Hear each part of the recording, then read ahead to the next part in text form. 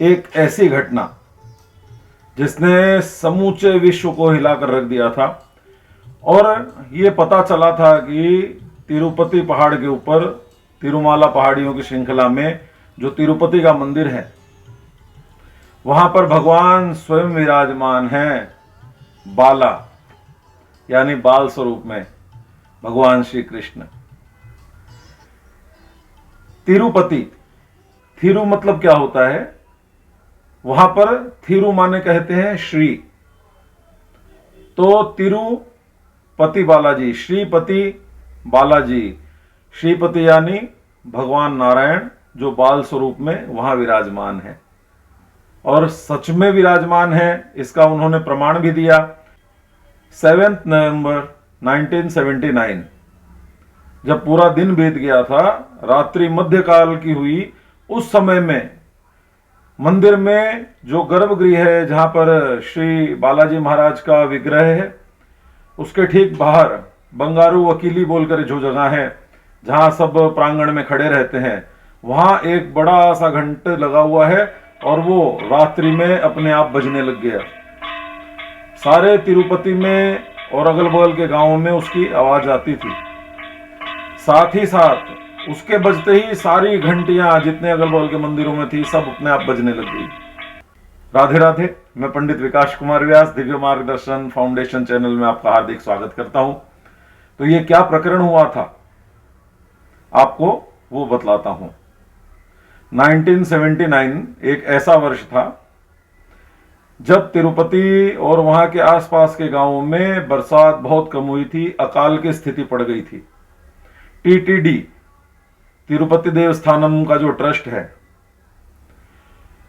वो सब चिंताग्रसित हो गए क्योंकि भूगर्भ शास्त्रियों ने, वहां के वैज्ञानिकों ने गोगर्भम बोल करके एक बांध है वहां, जिसमें जल भरा रहने से पता चलता है कि हाँ इतने दिन की व्यवस्था जल की ओर चल जाएगी। क्योंकि नित्य 25 से 30 हजार व्यक्ति वहां पर दर्शन करने 1979 में जाते थे और 60 हजार कुल मिलाकर आदमी लोग वहां रहते थे। पुजारी परिवार, सेवक परिवार और कार्यालय के सब मिलाकर के जो आदमी लोग थे जो तिरुपति देवस्थानम के ट्रस्ट में थे।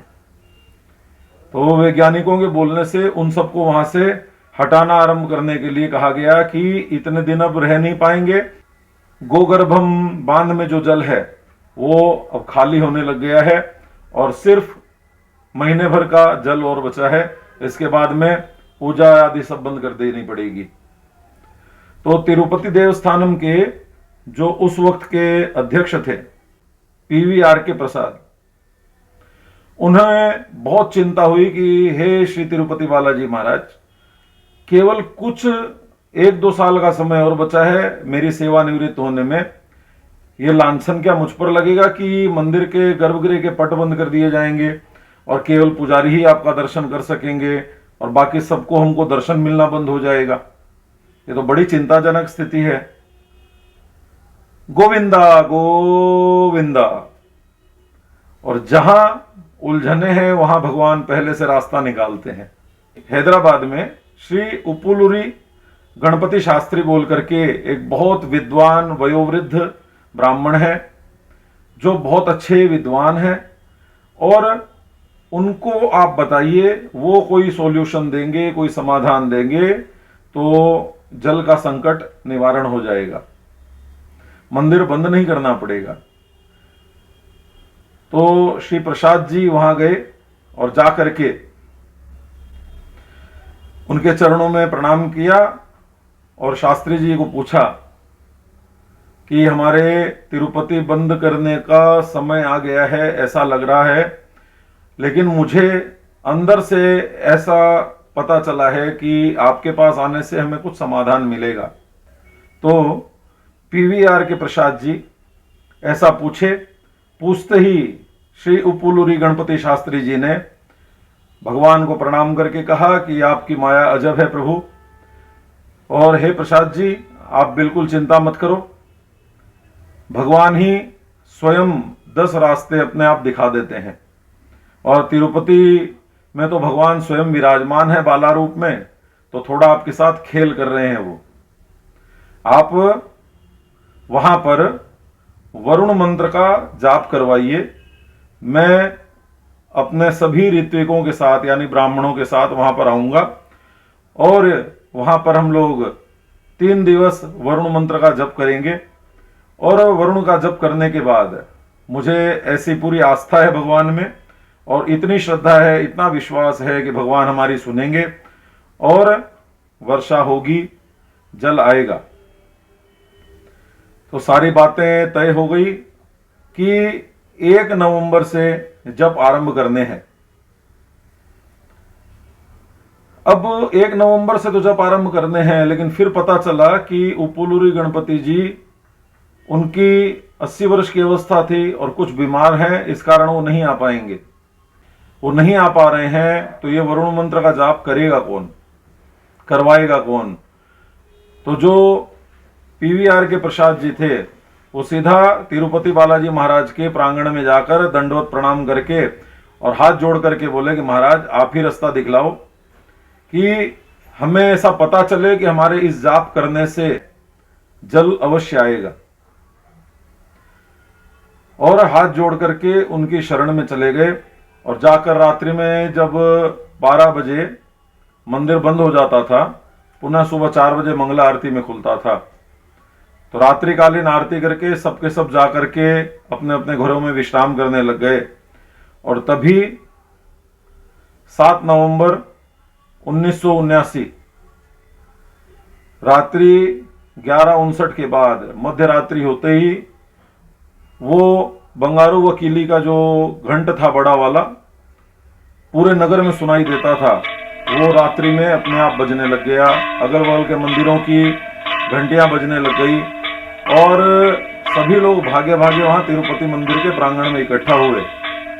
सब देखे कोई वहां पर उपस्थित नहीं है और वो घंट में से अपने आप आवाज निकल रही है, वो हिल रहा है। तो सभी लोग नतमस्तक होकर दंडवत प्रणाम किए और वहां पीवीआर के प्रसाद जी ने ये कहा कि हम सबको ही मिल करके यहाँ पर वरुण मंत्र का जाप 3 दिन करना है। भगवान ने हमें ये आज्ञा दे दी है।